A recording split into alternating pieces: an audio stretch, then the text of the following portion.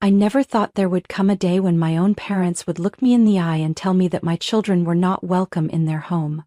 But there I was, standing there, phone in hand, my heart tightening as if it were being squeezed.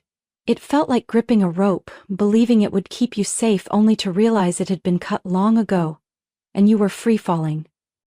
Thanksgiving was only a few weeks away, and I had told myself that this year might be different, that no matter how many times I had been hurt, I still wanted to hold on to my family. But then that call came, and with every word my mother spoke, I realized just how wrong I had been. "Meg, we're doing Thanksgiving a little differently this year." My mom's voice was light, as if she were mentioning something unimportant. I gripped my phone tighter, trying to ignore the uneasy feeling creeping in. "Oh? What do you mean?" I asked, already picturing the familiar dinner at my parents' house, the table filled with the smell of roasted turkey, cinnamon in the air, and the warmth of family chatter. She hesitated for a moment before continuing. "We're keeping it smaller this year, more intimate. Just adults." I froze. "You mean no kids?" Silence, just a few seconds, but enough for me to understand. That's right, just this year, Meg. We just want a quiet dinner." Ah. Something inside my chest cracked. "But why just my kids? What about Josh's?" Josh, my brother, the golden child in my parents' eyes. I already knew the answer before she said it. "Josh and Natalie are coming with their kids," she admitted, "but you know how well-behaved they are. They're not too energetic." I gripped my phone tighter, feeling like I had just been slapped. "So my kids aren't well-behaved enough to be there?" I asked, my voice controlled but sharp. My mom sighed. "That's not what I meant, Meg. It's just Sammy and Lily are adorable, but they have so much energy. This year I just want a peaceful evening without too much noise or running around." I let out a bitter laugh. "So the problem isn't the kids, it's just my kids. You don't want them there." "Meg, don't be so dramatic," my mom snapped, irritation creeping into her tone. "It's just one dinner. You and Mark can still come. We're still a family." Family? I closed my eyes and took a deep breath. For years I had tried to prove that I was just as important as Josh in our parents' eyes, that my children deserved the same love and attention as his. But the truth was, we were never truly equal. "Mom," I said, my voice ice cold, "if my kids aren't welcome, then neither am I." "Meg, stop being so stubborn," my mother snapped. I shook my head, even though she couldn't see it. "I'm not being stubborn, Mom. You made this decision, not me." A long silence stretched between us. Then, she let out a dry chuckle. "Suit yourself. But don't regret it later." The call ended. I stared at my phone, gripping it so tightly my knuckles turned white. From the living room, soft giggles echoed. I turned and saw Sammy and Lily playing with blankets, building a little fort. They had no idea that just moments ago the grandparents they adored had pushed them out of the family. Swallowing the lump in my throat, I walked over to them with a gentle smile. "All right, who wants to watch a cartoon?" Lily squealed in delight and Sammy bounced excitedly, just like always. I pulled them both into my arms, pressing kisses onto their soft hair, and made a silent promise to myself. I would never let anyone make them feel like they weren't enough. Never. My phone buzzed just minutes after the call with my mother ended. I glanced at the screen and a familiar name appeared. Josh. Of course. I swiped my finger across the screen and opened the message. "Josh, Mom just called me. She said you're blowing things out of proportion again. Meg, why do you always have to cause problems?" A wave of anger surged through me, as if this was my fault, as if standing up for my children was somehow unreasonable. I typed back slowly and deliberately. "Me, causing problems? For refusing to accept that my kids were excluded from the family. Do you even realize what you're defending?" The typing bubbles appeared, then disappeared. Clearly he was trying to figure out what to say. "Josh, no one said your kids aren't loved, they're just too loud. Mom and Dad just want a peaceful evening." I clenched my teeth. Peaceful. A simple word, yet it carried such a clear distinction. They had never said that about Josh's kids. "Me, what about your kids? Were they asked to stay home?" Another pause. "Josh, my kids behave, Meg. They know how to sit still and not make a fuss."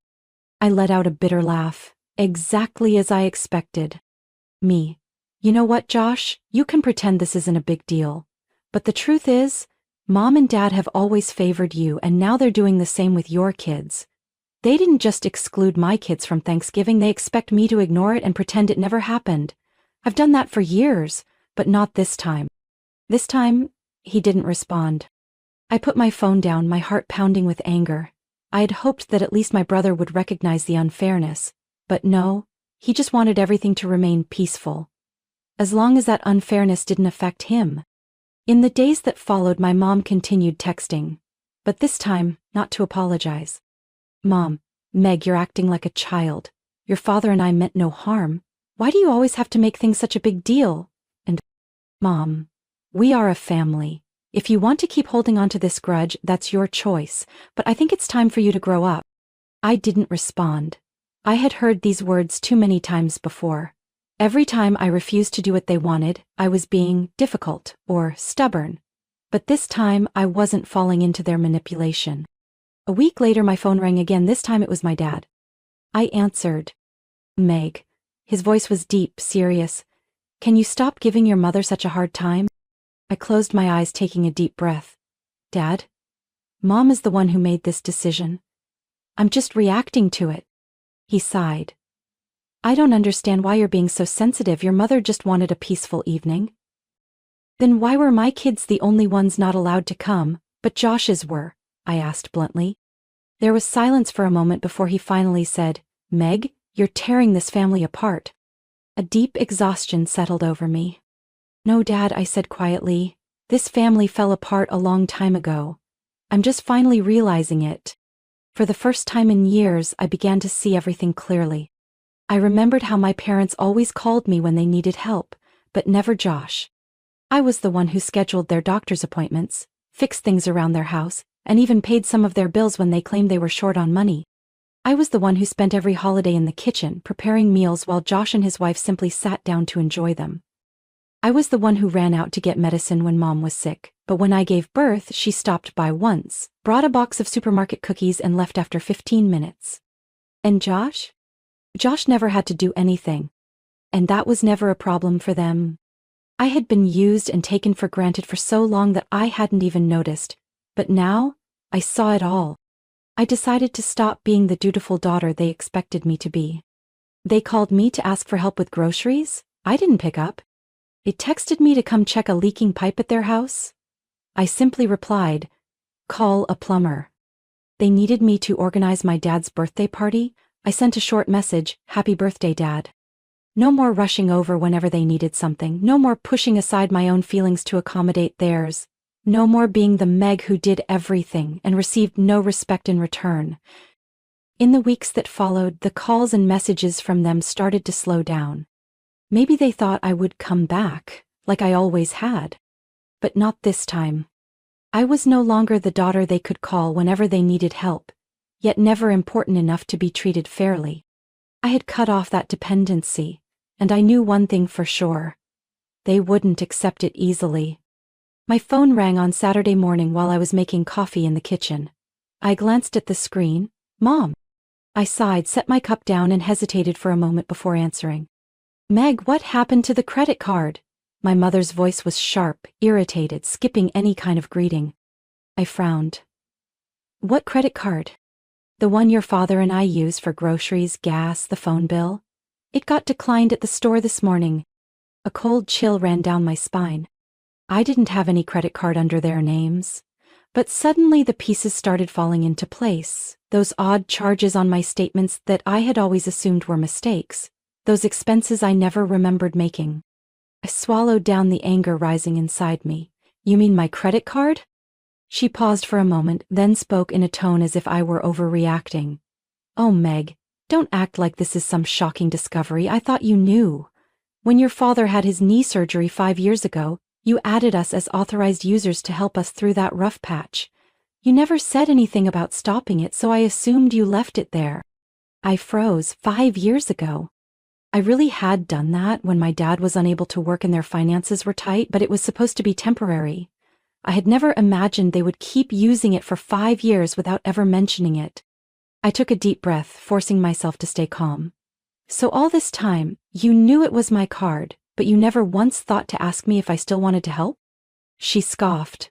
Oh, come on, Meg. You make good money. Helping out your parents isn't that big of a deal. I let out a cold, humorless laugh. Not a big deal? Do you even know how much of my money you've spent? Mom went silent. I quickly walked over to my computer, opened my banking app and scrolled through the transaction history. The numbers on the screen made me want to throw my phone. Every month, at least a few $100s had been withdrawn from my account. Over the past 5 years, the total had added up to tens of thousands of dollars. I gripped my phone tighter. Mom, you've spent nearly $40,000 of my money over the last 5 years, without me even knowing. She let out a dismissive chuckle. Meg, why are you making such a big deal out of this? It's just a few regular expenses. Regular? I nearly shouted. Do you have any idea how hard I work for that money? And you didn't even bother to tell me? My mom sighed, her tone turning colder. Meg, stop overreacting. We raised you, took care of you since you were a child. You have a house, a good job, everything you need. What's so wrong with helping your parents a little? I tightened my grip on the phone. I had heard these words for years, that I owed them, that everything I had was because of them. But this time, it didn't work on me anymore. I'm canceling the card immediately, I said, not giving her a chance to argue. Her tone shifted instantly, turning sharp and cutting. Meg, you're being incredibly selfish. You're going to regret this. I didn't respond. I simply hung up, opened my phone and revoked all of their access to my account. 10 minutes later, my phone rang again. Josh. Of course, I saw this coming. I answered, Josh, what do you want? He sighed. Mom just called me. Did you really cut off their credit card? Yes, I said flatly. Meg, don't you think you're overreacting a bit? I let out a cold laugh. Are you seriously calling stealing nearly $40,000 from my account a small issue? Josh was silent for a second before finally saying, They didn't mean any harm. They just thought you were still willing to help them. I gripped my phone tightly. Do you even know what they spent that money on, Josh? I just checked the statements. There are charges for spa treatments, designer clothes, weekend getaways. Mom even bought a $700 coffee machine with my money. Josh went silent. Clearly, he had no idea. I continued, my voice sharp as a knife. This isn't helping family, Josh. This is exploitation. He cleared his throat. Meg, I get that you're upset, but they're still our parents. Cutting them off financially entirely seems a bit extreme. I scoffed. Extreme for who? For them or for you? Or are you just worried they'll start asking you for money instead of me? Silence. I knew I had hit a nerve. Finally he sighed. Meg, just send them a small amount each month. Something reasonable. That way no one has to deal with all this tension. A chilling numbness spread through me. They had stolen from me for 5 years, and now they were asking me to keep giving, just on a reasonable scale? I spoke slowly. No.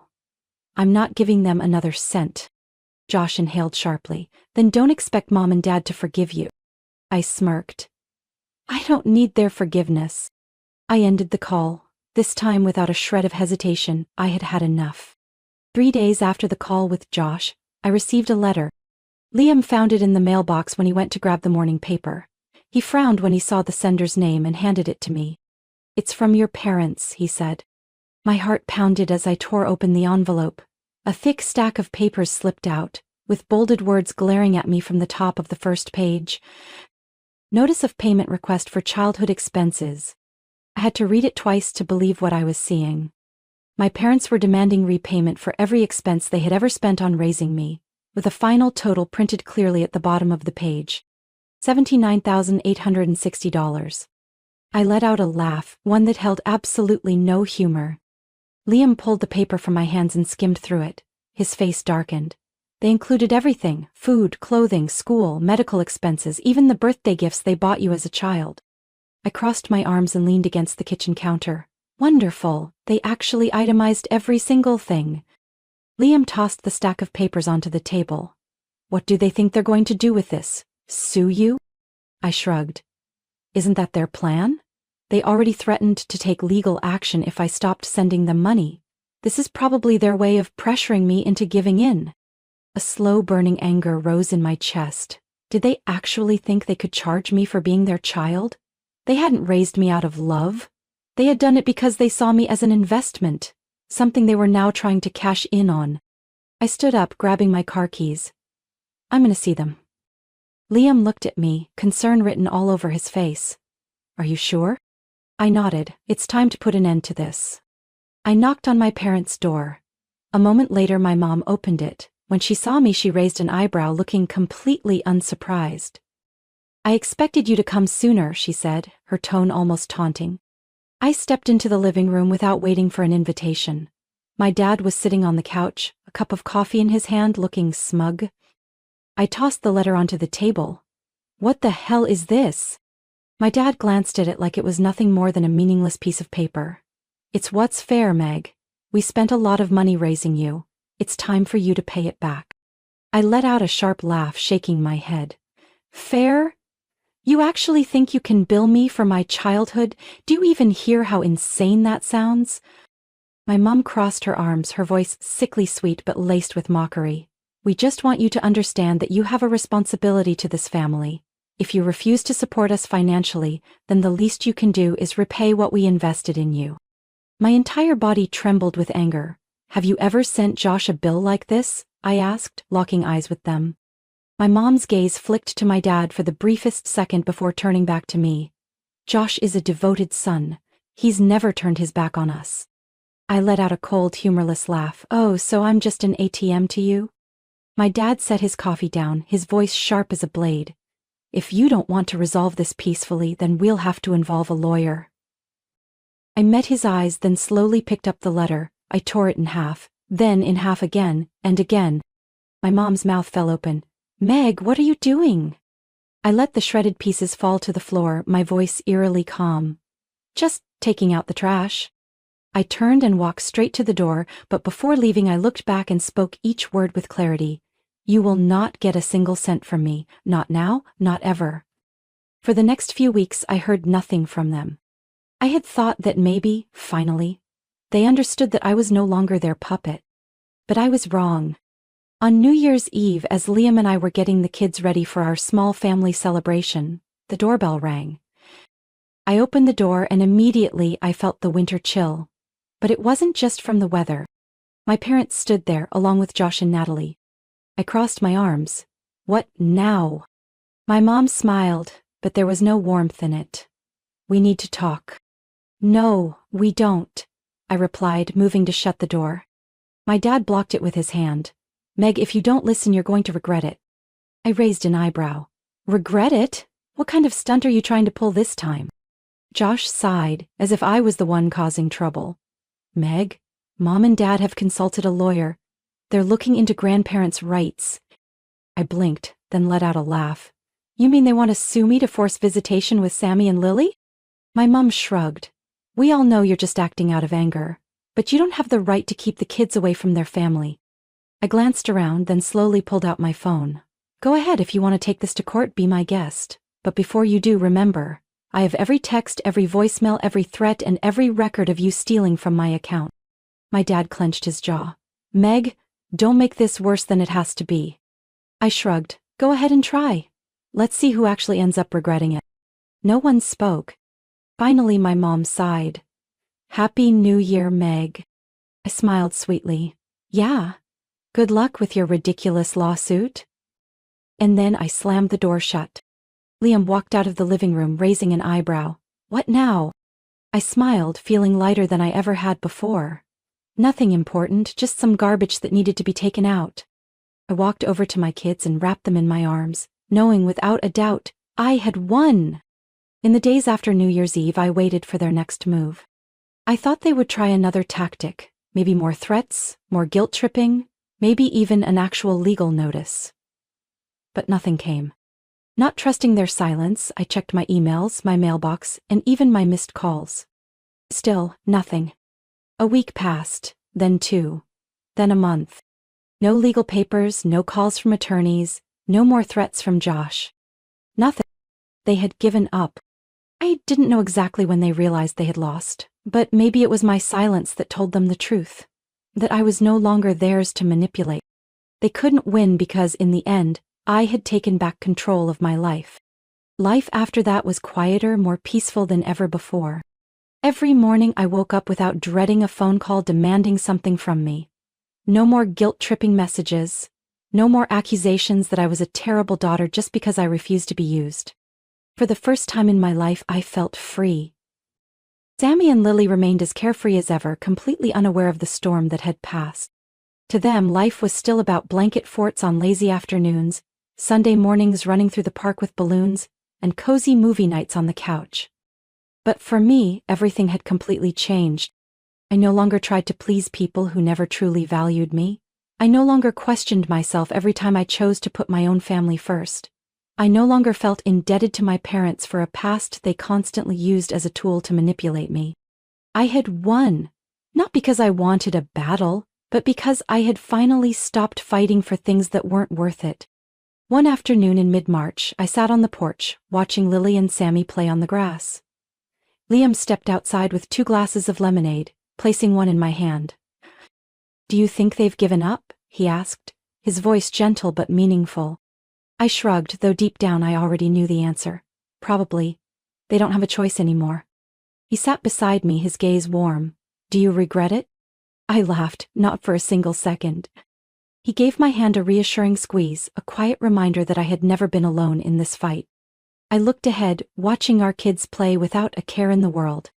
For years I had believed that if I let go of my relationship with my parents, I would be losing a vital part of my life. I had feared that if I stopped giving in, I would be left without a family. But I had been wrong. Family isn't defined by the people who gave you life, not if their love comes with conditions. Family is made up of the people who stand by you because they want to, not because they need something from you. I may have lost my biological parents, but I still had Liam. I still had Sammy and Lily. I had my own family, a real family, one where I didn't have to prove my worth, where I didn't have to beg for acceptance. A soft breeze passed by, carrying the light scent of spring. I took a sip of my lemonade, letting the sweet and tangy flavors spread across my tongue. Peace had never tasted so sweet. Life isn't always fair, and sometimes the people who are supposed to love us unconditionally are the ones who hurt us the most. But the important thing is we always have a choice. The choice to put ourselves and those who truly love us first. Meg spent her whole life seeking approval from her parents, only to realize that love should never come with conditions or be used for control. When she finally let go, she didn't lose her family, she found her real one. And sometimes, that is the greatest victory of all. What do you think about Meg's story? Have you ever faced a similar situation or know someone who has struggled with family manipulation? Share your thoughts in the comments. And don't forget to follow the channel for more heartfelt, real-life stories about family and life.